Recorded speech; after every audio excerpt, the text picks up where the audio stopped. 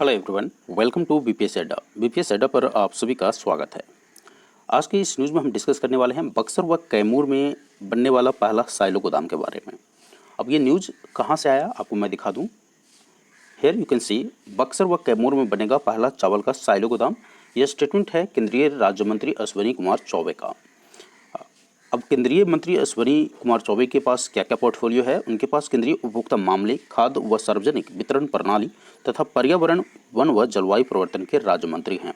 ठीक है, तो अश्विनी कुमार चौबे के पास उपभोक्ता मामले, खाद्य व सार्वजनिक वितरण प्रणाली तथा पर्यावरण, वन व जलवायु परिवर्तन राज्य मंत्री हैं वर्तमान में। इन्होंने बोला है कि बक्सर व कैमूर में बनेगा पहला चावल का साइलो गोदाम।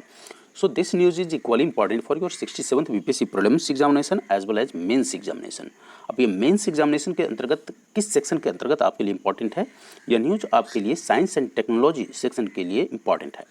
तो साइंस एंड टेक्नोलॉजी सेक्शन में पूछे जाने वाले बीपीएससी में आपने देखा होगा डायरेक्ट बियरिंग नहीं होता है, आपको रिलेटेड विद सैटेलाइट और आपका जो मिसाइल डेवलपमेंट होता है जनरली स्टूडेंट तैयार करते हैं उस कॉर्नर में, लेकिन जो आपके एग्जामिनेशन में प्रश्न पूछा जाता है वह कहीं और से पूछा जाता है।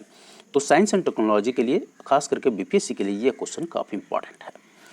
नाउ ऐसे भी आपको साइलो गोदाम के बारे में जानना चाहिए, आपके इंटरव्यू में यह क्वेश्चन पूछा जा सकता है।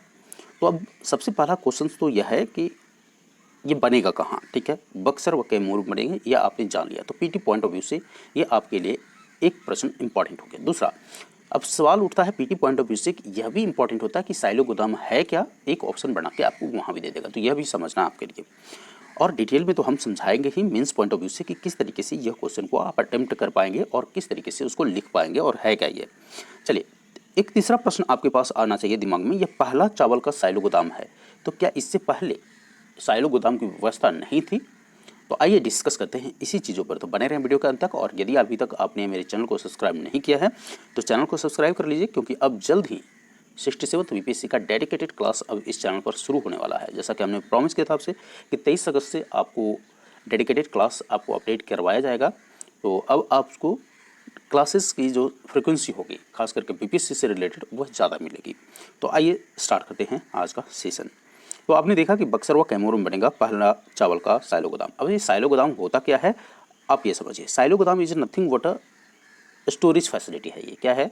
Storage facility. आप बोल सकते हैं कि this is the silos of warehouses. ठीक है, बेयर हाउसेस समझते हैं, बेयर हाउसेस जहाँ पर आप अपने अनाजों को रख सकते हैं, गोदाम। ठीक है, तो उसको हम बोलते हैं साइलोज गोदाम। अब ये साइलोज गोदाम क्यों बोलते हैं इसको समझिए।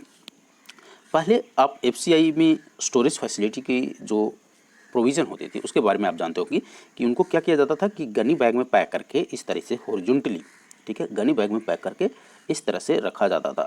राइट, इस तरह से गनी बैग मतलब बॉडी, जूट की जो बॉडी होती थी उसमें इस तरह से करके रखा जाता था, और इस तरह से इसके ऊपर एक कवर कर दिया जाता था।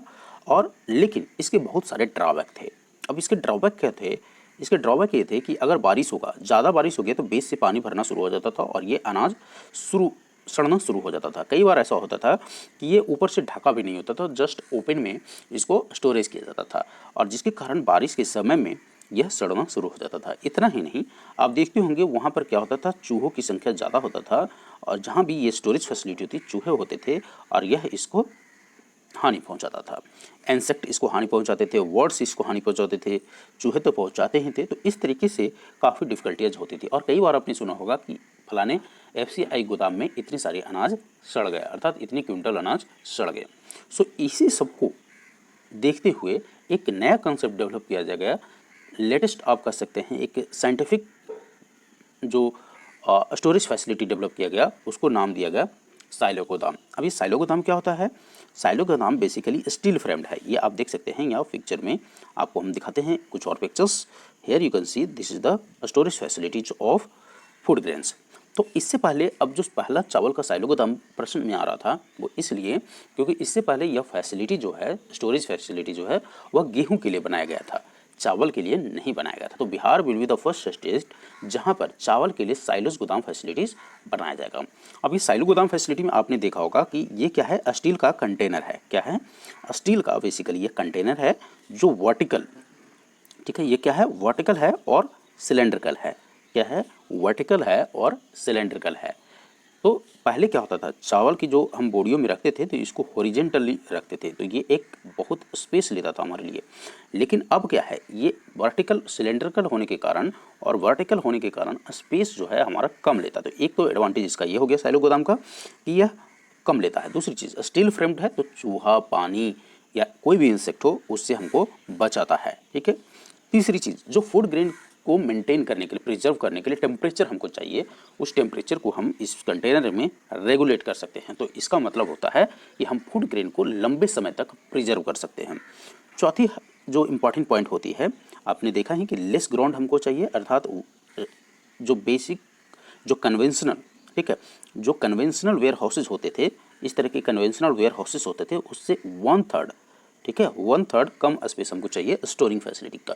तो ये भी एक समस्या खत्म हो गया, अर्थात हम इतना ज़्यादा स्टोरिंग कर सकते हैं। चौथी चीज़ क्या होता है, ये हाईटेक प्रिजर्वेशन है, अर्थात हाईटेक प्रिजर्वेशन टेक्निक होता है दैट इंश्योर क्वालिटी और न्यूट्रिशन को भी इंश्योर करता है। पांचवी चीज़ क्या है, improved self life of food grains. तो जैसा कि हमने डिस्कस किया था कि अगर इस तरह से इसके टेम्परेचर को मेंटेन किया जाए, इसकी न्यूट्रिशन को मेंटेन किया जाए, तो it will improve self life of food grain. तो इसका जो सेल्फ लाइफ होगा उसको बढ़ाएगा। जो गनी बैग की समस्याएं होती थी उसको भी यह दूर करेगा। और इसके अलावा और क्या एडवांटेज हो सकते हैं, सोचिए। It is also economical end to end supply chain.